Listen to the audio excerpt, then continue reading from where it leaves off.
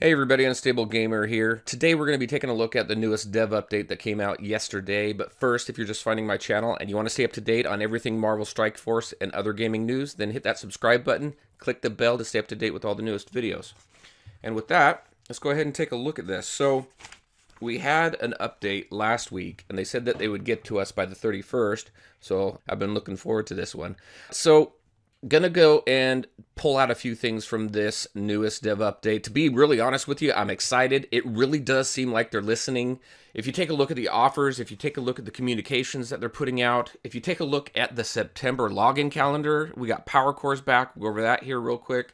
But I think it's really cool. It's really moving in a positive direction. So to look at this, I broke this out into three sections based off the three sections that they broke out, right? So as far as communication goes, they have committed to weekly posts. That's what this right here is talking about, is weekly posts. And then they say that the dev team is going to answer top questions from across the community, which is really cool. So that's awesome. Good to see more communication. We'll see how that continues. I still really think that they need to do some official forums. I think that would be much easier. Reddit can sometimes be a little bit difficult to find some posts, so it'd be really nice if they could incorporate that into their website. So Fox Next, if you're listening, let's get some official forums out there. Next, value. That's what this whole second one here is all about. So cool thing is, I think some of you have already seen it with the DP raids. In the beginning, when they came back, we would only get character shards if you completed 100%, which just blew my mind. I have no idea why you would do something like that. However, they have heard the community and a lot of the feedback that we gave, and character shards are back. I think a lot of people are seeing that across all tiers, which is great. So that's good. Power cores are back, like I mentioned. That was a real bummer when they took that out. Again, I don't know why they would take that out and gives us stuff like, I don't know, training orbs. Who out there needs training orbs anymore? I don't. I think I got more training modules than I will probably ever need. So anyway, really didn't need those. But the power cores are nice to see back. So that's what this whole second section is all about. And then the third section, the legendary events and stuff like this is all about the roster buildup. I think we were all extremely disappointed with the Kree and having to farm such horrible characters to get such a legendary character, right? As Nick Fury. So it was cool that they went ahead and took some of the information that we gave back. They understand that it was frustrating for some players right here. Boom. They understand that part. So it looks like what they're going to be doing is they're going to be buffing up the Kree minions, which would be good. Help the synergy within that team, so they have more use outside of that Nick Fury event. So I think that's really cool. Better offers in here. They talk about offering better, so high value paid offers for events like Chasing Fury. Also lower priced offers more frequently. I think that's good. We're going to take a look at a couple offers that I have seen, and I think they're heading in the right direction. I do not think that they're 100% where they need to be, but looking at the offers, again, it looks like they are listening a little bit, which is good, because some of those offers do make me really think, and other ones are, make me scratch my head, like why? Another one for me, I guess for newer players, the blue ability mats, they may still need those, but I mean, I've got so many. I'm sure a lot of you have so many. Really, will never buy that one, right? So that was really cool. Also, the roster overlap. They talk about a roster overlap in here. And where is that? Providing greater roster requirement overlap among events. So that is something that I had mentioned in one of my previous videos. And when I created that farming guide, that's where my focus was. Which characters can we build up that can be used across multiple events? And I got a bunch of questions about why was I focusing on certain characters, but the reason was because you can use those characters across multiple events, regardless of how useful they were. If you wanted to get through that, like the Kree, and if you want to really get further in Payday, you got to work on the mercs, and our options are really limited. So it's really cool that they're taking a look at this. That is something that I've been looking forward to, and at a later date, I'll definitely have a new update out on that farming guide. And level 70 was delayed. I saw on the forums when that was put out, some people were good with that, some people weren't. I'm really not ready to start pushing to level 70. I'm prioritizing which characters I want to get in the different events. So I'm really not ready for that level 70 yet. I know some of you out there might. If you guys got Nick Fury, that's fantastic. That's awesome. Good for you. I can't wait to get him and add him to my roster. All right, so that's the nuts and bolts of the dev update. If you want to read through it all, just go to the marvelstrikeforce.com and you can take a look at everything.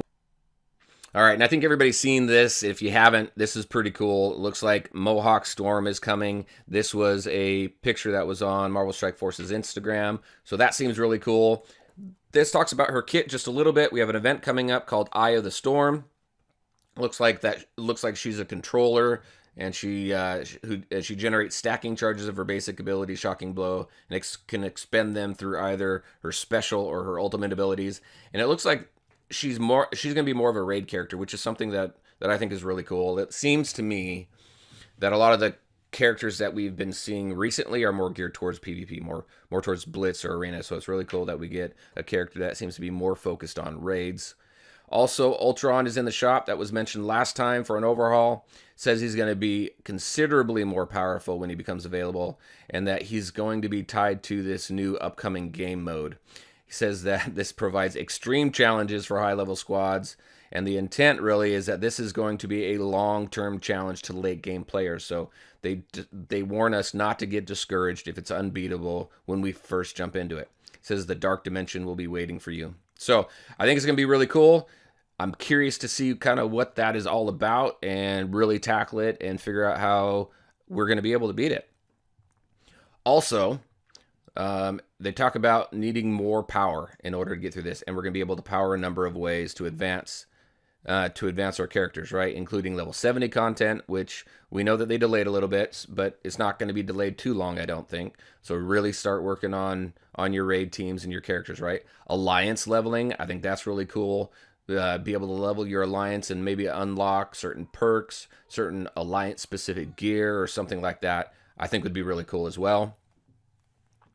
And then a new type of advancement based on character star levels. So I know that there were some questions from the devs. I believe it was to Mobile Gamer and to Casino one of the times they had visited Marvel Strike Force's offices, where they had asked about mods. So there may be some sort of mod type game mechanic coming. So I wouldn't be surprised. I think a lot of other games have kind of moved in that way, right? To figure out new ways to advance characters, to make them stronger, and to specialize them more. So I think that's going to be pretty cool. They say that we're going to be able to find more in future posts. And this says full details can be accessed on the Marvel Strike Force website. It's not there yet that I can see, so obviously that's going to be upcoming stuff. This, again, was from a data mine. Things could change, so just a heads up there.